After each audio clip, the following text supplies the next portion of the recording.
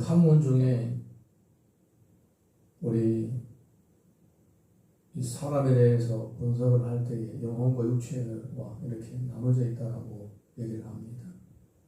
하나님도 사람을 만들 때에 흙으로 사람을 지으시고 코에 생기를 불어넣었다 이렇게 기록되어 있습니다.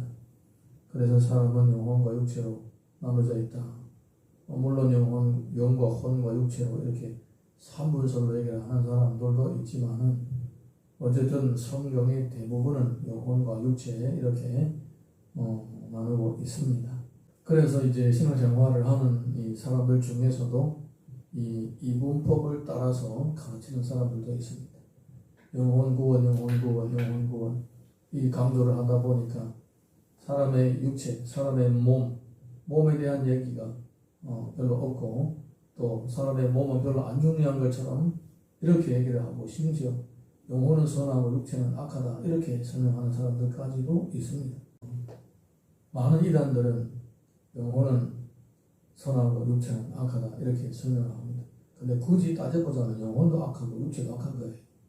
영혼도 죄에 오염이 됐고 육체도 죄에 오염이 됐기 때문에 굳이 그렇게 따지면 안 되는 거겠죠. 그래서 성경을 제대로 우리가 보지 않으면 꼭 극단으로 빠지지 않으면 이단으로 치우치게 되는 것을 볼 수가 있습니다.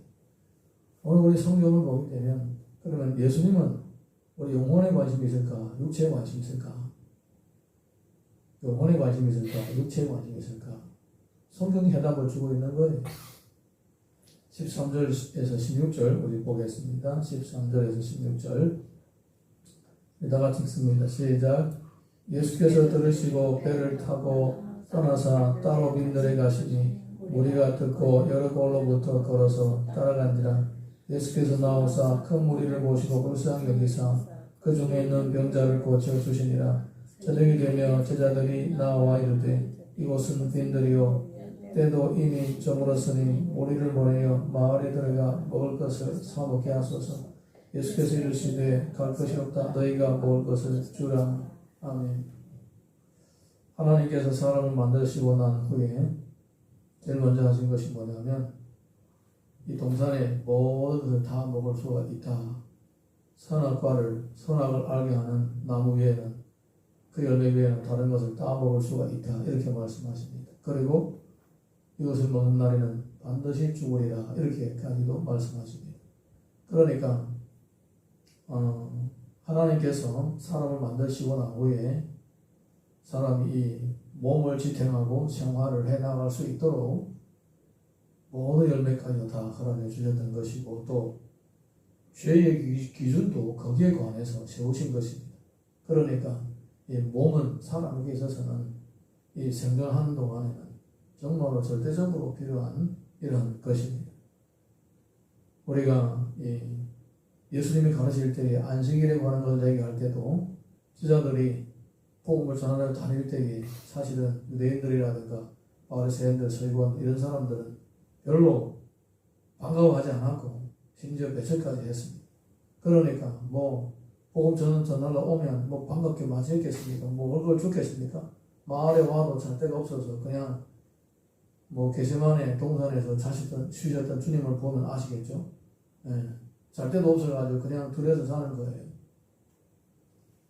그 정도로 사람들 별로 대접하지도 않은 거예요, 사실. 그러니까 늘 한때 먹고 다음 때 어디서 먹을지 모르는 상황이에요. 그런데 이제 안식일 날에 밀가 사이로 지나가죠. 그래서 배고프니까 밀을 비벼 먹었어요. 근데 그 당시에 사람들이 당신들이 왜 안식일에 밀을 비벼 먹느냐 이렇게 율법적인 관점에서 사람을 비판을 합니다. 근데 예수님께서 내가 긍휼을 원한다는 말씀을 알았더라면 너희가 이렇게 하지 않을 거다. 이렇게 말씀하십니다. 긍휼이 더 중요하다. 그럼 무슨 긍휼이냐?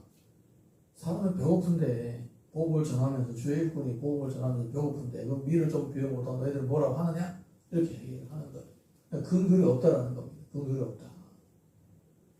이런 말씀을 보면 하나님의 사랑은 우리 영혼을 사랑하고 육체를 미워하는 거 아니에요.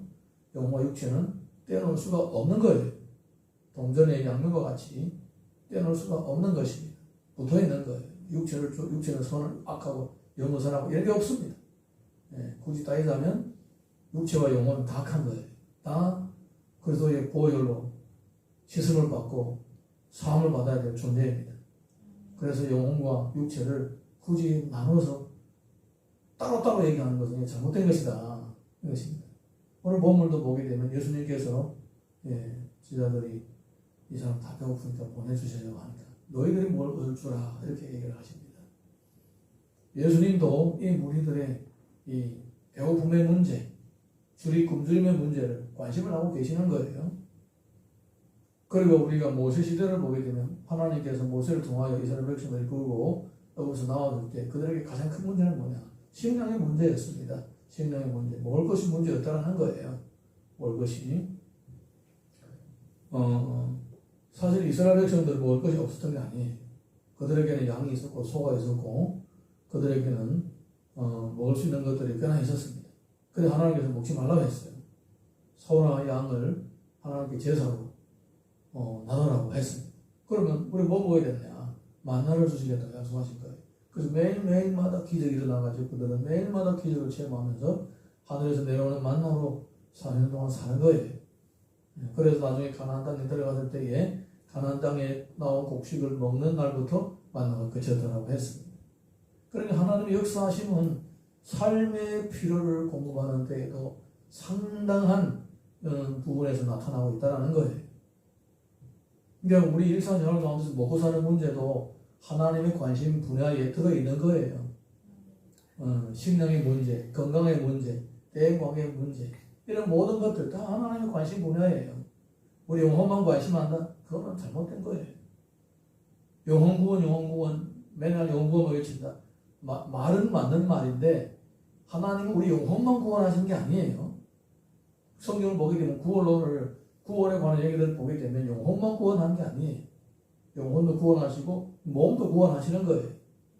할렐루야. 죄의 종로로 하던 이 몸도 구원받아서 죄의 종로를 하지 않고 의의 병기로 쓰임받게 만들어주시는 거예요. 이게 바로 성경에서 기록한 전인적인 구원인 거예요. 전인적인 구원. 그래서 주님은 사람들을 말씀으로 가르치고 그들의 영혼의 필요를 채워주실 뿐만 아니라 이제 배고프니까 그들의 육신의 필요, 몸의 필요도 채워주라고 이렇게 얘기를 하시는 것입니다. 자, 우리 17절에서 21절 보겠습니다. 17절에서 21절 다 같이 읽습니다. 시작. 제자들이 이르되 여기 우리에게 있는 것은 떡 5개와 물고기 2마리 뿐이니라. 이르시되 그것을 내게 가져오라 하시고 무리를 명하여 잔디 위에 앉히시고 떡 5개와 물고기 2마리를 가지사 하늘을 우러러 축사하시고 떡을 떼어 제자들에게 주시매 제자들이 무리에게 주니 다 배불리 먹고 남은 조각을 12바구니에 차게 거두었으며 먹은 사람은 여자와 어린이 외에 5,000명이나 되었더라. 아멘. 예수님께서는 너희들이 먹을 것을 주라 이렇게 말씀하셨습니다. 제자들은 우리가 여기에는 떡 5개와 물고기 2마리밖에 없습니다. 이거는 그냥 한 사람 먹고 남을 정도의 분량입니다. 그랬더니 주님은 잔디에 다 앉히라고 합니다. 사람들 전부 다 잔디에 무리를 앉히고 그리고 떡을 가지시고 물고기를 가지시고 축사하시고 떼어주기를 시작했는데 그때 하나님의 기적이 나타난 거예요. 할렐루야. 하나님께서는 이렇게 굶주린 사람들에게 식량을 공급하기 위하여 이렇게 기적을 행하신다는 거예요. 여러분, 우리가 이제 많은 목사님들이 설교를 하실 때에 그런 얘기를 합니다. 우리 삶 가운데 병치료의 기적도 놀랍지만 또 우리가 무슨 어려운 일 때문에 경제적인 어려움 때문에 기도했는데 해결되는 것도 놀랍지만 내가 예수 믿게 된 이 자체가 더 큰 기적이다 이렇게 얘기를 합니다. 물론 맞는 말이기도 합니다. 그런데 이것도 기적이고 저것도 기적이고 하나님께서는 우리의 육체, 우리의 이 일상생활 가운데서도 은혜를 체험하도록 기적을 행하시고 있다는 사실이에요. 하나님은 성령으로 역사하셔서 우리 매일마다 우리의 속마음만 바꾸어 나가는 것이 아닙니다. 우리 영혼의 변화는 우리가 귀로 듣고 눈으로 보고 몸으로 체험하는 삶을 통하여서 이루어지는 거예요. 이거 안와 밖이 따로따로 노는 게 아니에요. 같이 움직이는 거예요. 그래서 어느 한쪽을 계속 강조하다 보게 되면 이게 삐뚤어지는 거예요. 육체만 강조하면 그것도 문제가 되는 거죠. 세속화가 되는 거죠. 예수님은 세속화가 된 사람을 향하여 이렇게 말씀하십니다. 사람은 떡으로만 사는 것이 아니라 하나님의 입으로 나오는 모든 말씀으로 살린다고 이렇게 얘기를 하신 거예요. 그러니까 주님은 이렇게 굶주린 사람들에게 이렇게 음식을 주기 위하여 기적을 행하시는 것입니다. 그러면서 이 기적을 통하여 자신이 바로 이 땅에 오신 구주다 그것을 가르쳐주고 있고, 모세가 광야에서 이스라엘 백성들을 먹이도록 기적을 행했던 것은 본인도 지금 기적을 행하고 있다는 것을 보여주시는 것입니다. 네. 그러니까 우리가 성도의 입장에서는 내가 성경을 읽고 기도하고 찬양하다가 은혜 받고 깨달는 것도 중요하지만은 내가 일상생활 가운데서 내 생활 가운데서 건강의 문제, 신앙의 문제, 직장의 문제 가운데서도 이 생활을 하면서 하나님의 기적을 체험하고 은혜를 받는 것도 중요하다는 거예요.